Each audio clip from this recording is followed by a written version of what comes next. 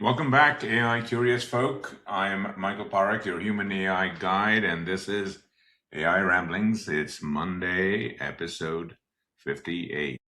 We've got a lot of fun things to go through, so let's get started. The theme today I wanted to focus on, I read a lot of stuff over the weekend and reflected on a lot of things I was doing around AI, etc. There are a number of things that have come up which I kind of fold into this theme. Theme is, why does AI on the consumer side especially feel so unpopular, feel so bereft of joy, of wonder? Why does it feel like a chore?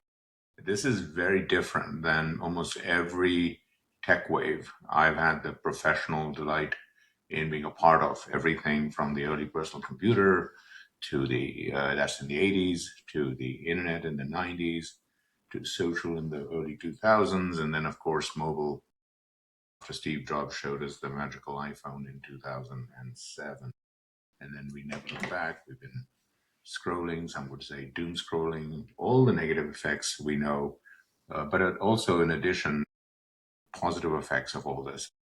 AI in its fourth year, it's been 3 years now since ChatGPT got today over 900 million people all excited about ChatGPTing or chatbotting and so on.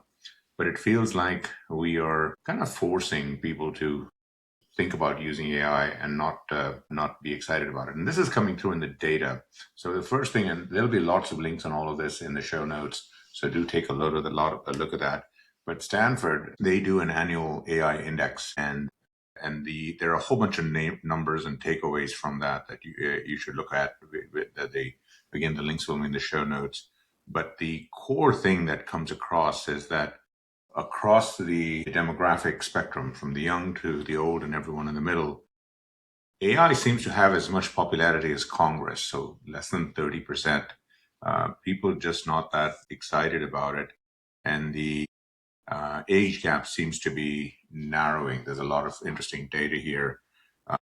Over half of Americans, anyway, are more concerned than excited about AI in daily life.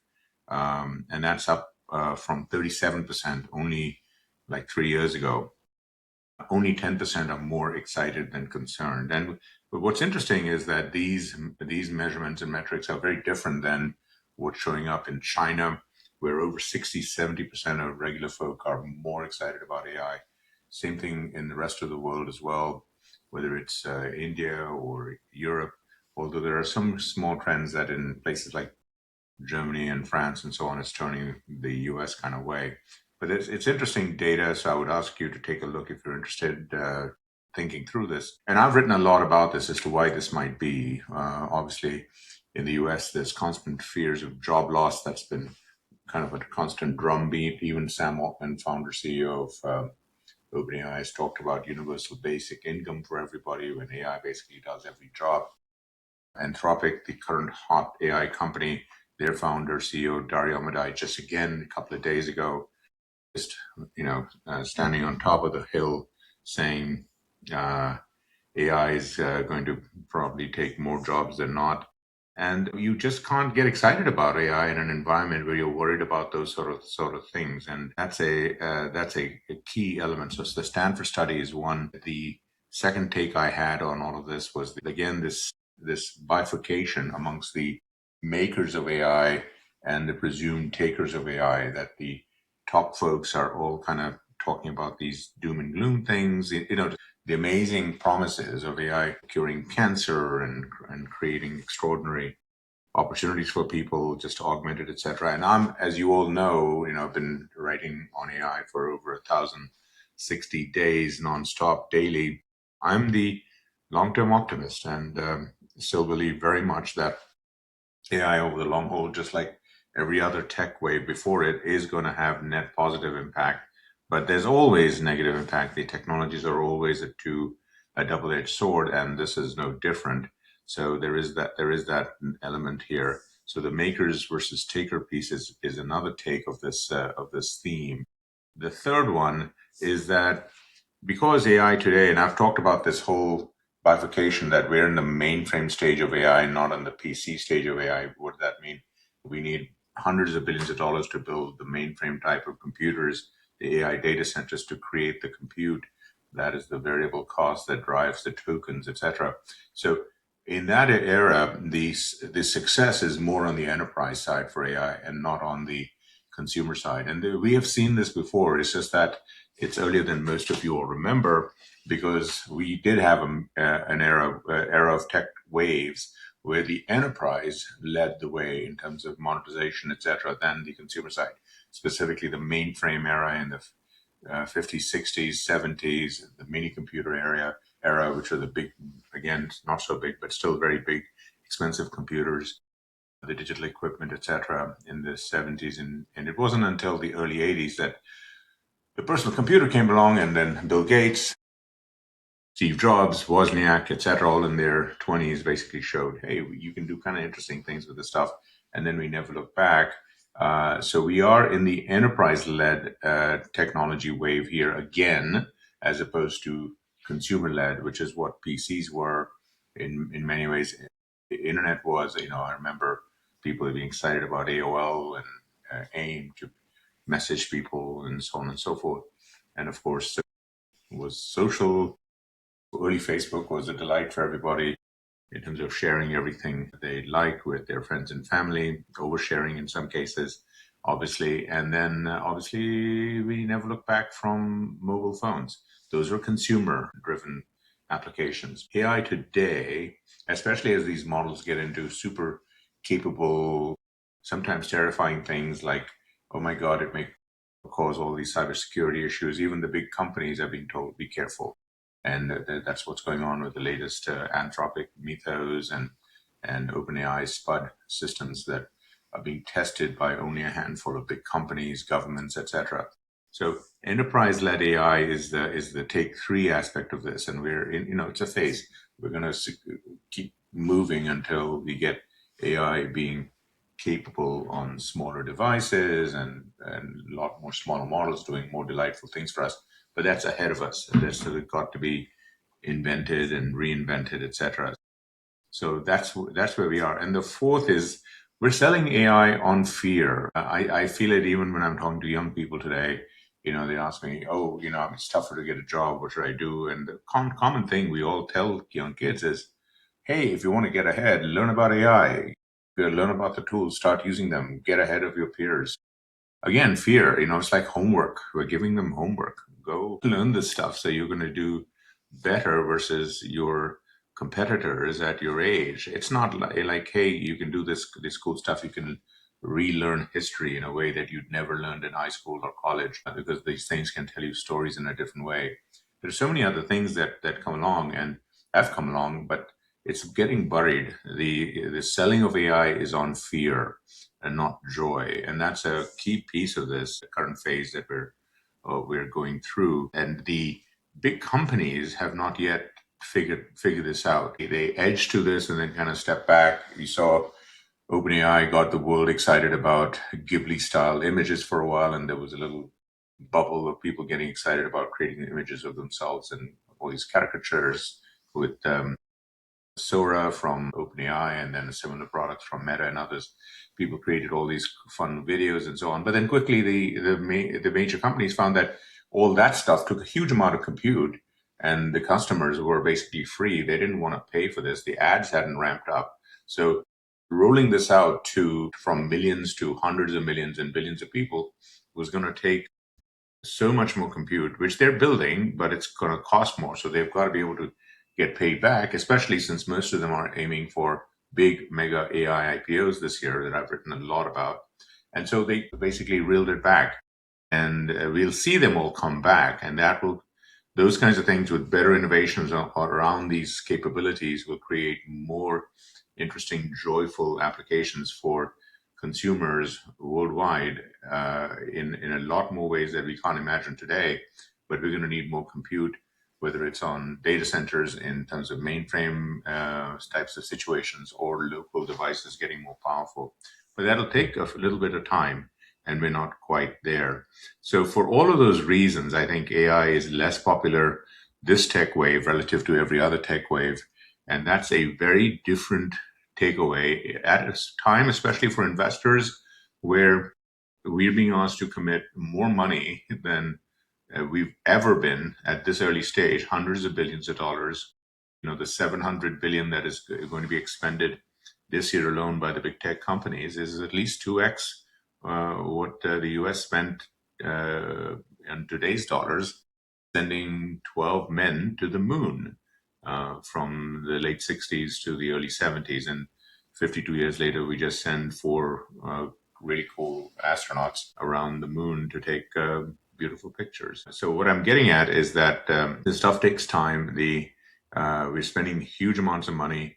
The benefits are there. They're just a little bit in the distance, especially for businesses first and then consumers second. And it's not clear to the consumers because they're being really terrified by job losses. They're also being terrified by the founders of these companies basically talking about all the fearful things, the regulators that then seeing the reflection and saying, oh, we got to protect our people, etc. We've all been brainwashed by science fiction and Skynet and all of that. And then I've written, a lot, being absolutely playing with these technologies at the highest tiers as a consumer first. And it's very clear that technologies are not ready. They can barely do the things that these companies are telling us what they can do, even at the high paid tiers. There's a lot of reworking to be done, and there's a lot of stuff still to be worked through in research labs first before they can be commercialized. So the gap between what is being promised and what is being feared is so wide. It is not in the conventional wisdom. Media is not picking up on this. You can't really hear it even in the podcasts from all the bigwigs, the CEOs of these companies, because now they all have familiar, comfortable platforms like Cheeky Pine and TBPN. In many cases, they bought the podcast networks where they can go and talk 1, 2, 3 hours about the amazing things about AI.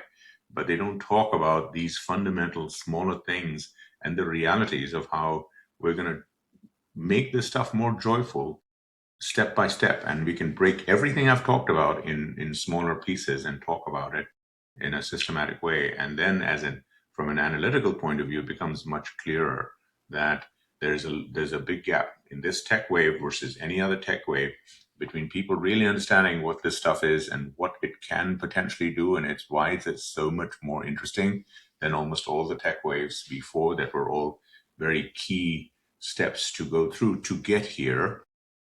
But that is not being explained. We're talking about it in terms of these amazing, crazy possibilities. It's going to cure cancer and so on. And most regular people, it's just not clear. And it's barely clear to even the muckety-mucks who are building it. And I've talked to many of them, and it's clear this is their reality day in and day out, and they're drinking the Kool-Aid. They're in their own bubble.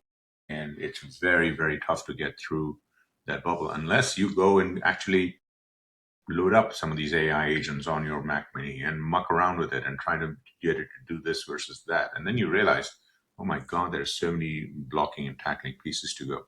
So I hope you found this discussion a little bit useful. It's a little bit heartfelt from a bottom-up perspective, but it's showing up in the data. That is why I'm talking about it. The Stanford AI Index study just out. There'll be links again in the show notes. It's just one of many, many, many inklings of this. And again, this stuff is as popular or unpopular as Congress, as it were, 30%. And that's the message. So these are the reasons why AI is relatively unpopular. So let me now switch to the gadget part of the show, the Gadget AI part of the show. The Verge, which is one of my favorite publications, they had an interesting article which I'd ask you to take a look at. It's called Inside the AI Coding Wars. And they also had a Verge cast that talked about some of these AI fears. The links are in there, which you should take a look at. And what it's getting at is that the one place where AI has given joy is on the coder side. That's the one big product market fit that has resulted in 30, 40 million developers around the world really getting excited about coding with AI over the last 3 or 4 years. Now with open source, OpenClaw kind of things that allows you to run your own agents on your own computer, which is the stuff I've been talking about working with Cowork. It's all very cool. And what it's doing actually is it's taking away the fear. When the coders or even non-coders like me use Cowork, you can see very quickly that AI initially takes away a lot of the grunt work of coding, or in my case, a lot of the grunt work of setting up a lot of the projects and so on. And when you see that, and when it does all the boilerplate or the regular stuff, and you are then freed up to do some cooler things, that's when you start to see the inklings of the joy. And you can see it in today's gadgets. You can see it in today's Mac Minis. You can see that when you play around with it. And that is the intersection of AI with hardware and software.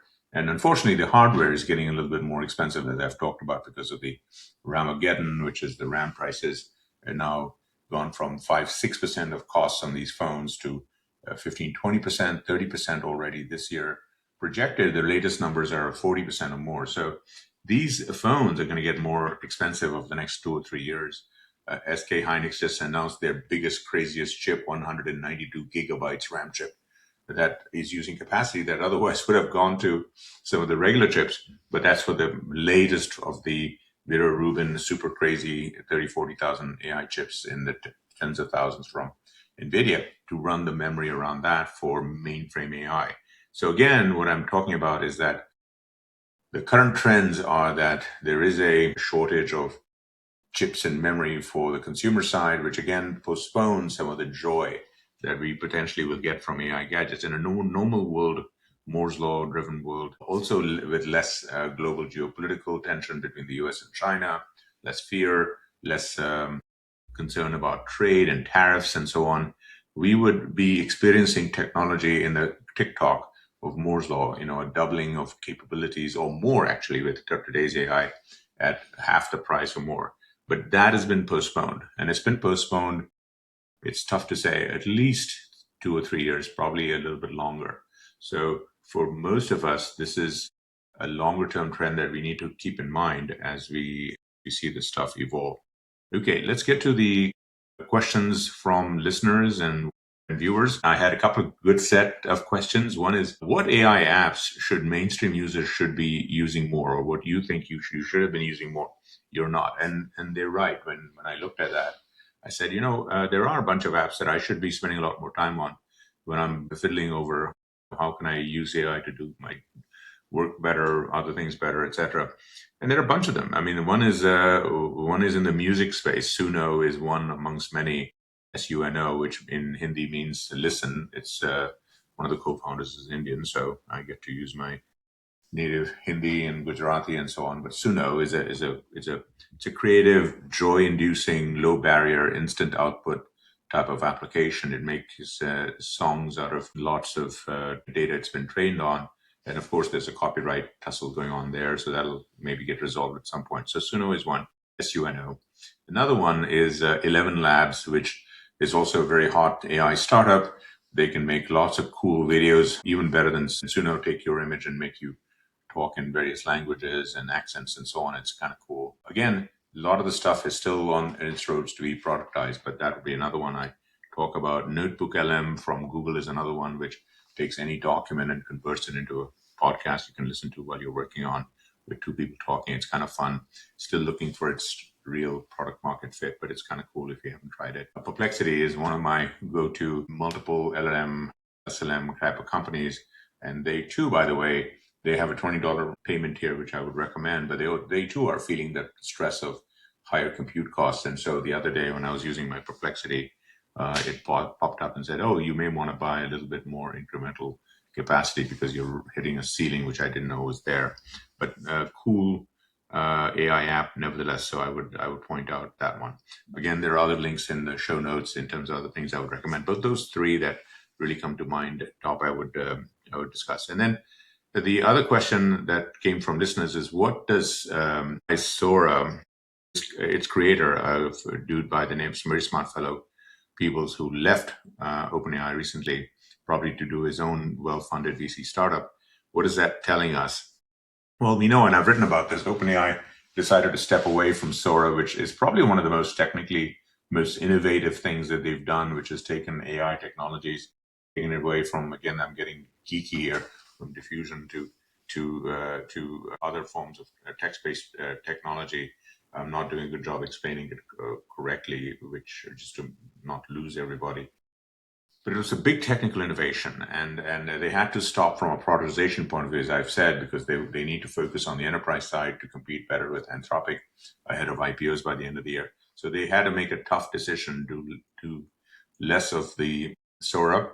And so the people who built that extraordinary technology are going to try and figure out if they can create another company and build a better business around that, independent of OpenAI. And hopefully, OpenAI is an investor in it. We'll see. But that is another one that I would just say is one to watch. There's a lot of that stuff going around, and I'll bring it up occasionally. But that's the one answer I would give on the Sora question, the founder question. Okay, so wrap this up. AI is unpopular relative to other tech cycles, again, because the industry is selling the stuff on fear, learn AI or else kind of stuff, in terms of your job, in terms of everything you do, especially if you're young, this is the option you got, so that's an issue. So that's our topic today. I would also point out, independent of what we talked about today, my AI reset to zero post today, 1062, is on DeepSeek, which a year ago changed the world as much as anything out there. And they are just in the process of raising a lot more money and potentially introducing their latest and greatest model out of China. So I wanted to highlight that DeepSeek is not faded out. In fact, a lot of interesting stuff is going on in China, which is in this post. So if you're interested, take a look, because China, by the way, again, I'll reiterate, it's at least half the world's AI market and over half the world's AI developers. And so a lot of stuff to come out of China. And in today's world, where we just look at China as a country to fear, which I think is utterly incorrect and detrimental to our long-term interests globally. But really, that it is what it is right now. And China is an extraordinarily interesting entrepreneurial place. It is one of the most amazing countries from a capitalism in its own form that is utterly being lost by today's politicians in the US of either party. And it's sad. But China is a place that we need to absolutely consider a part of the global ecosystem. It is what is going to collectively create a lot more of the joy around AI and success around AI for everybody, expanding the global GDP from $125 trillion and then diminish it. The current fear on geopolitical grounds, I think there are other ways to address the security concerns if there are those security concerns, but we are essentially losing out if we look at it just through that keyhole frame of geopolitical security. So that's my take on that piece. Again, thank you for joining us here at AI Ramblings Daily. We're not here to give you the news. We're here to help you think through it, and that's why I'm very grateful of you AI curious folk staying with us through this. And again, we'll see you tomorrow. Stay tuned. Thank you.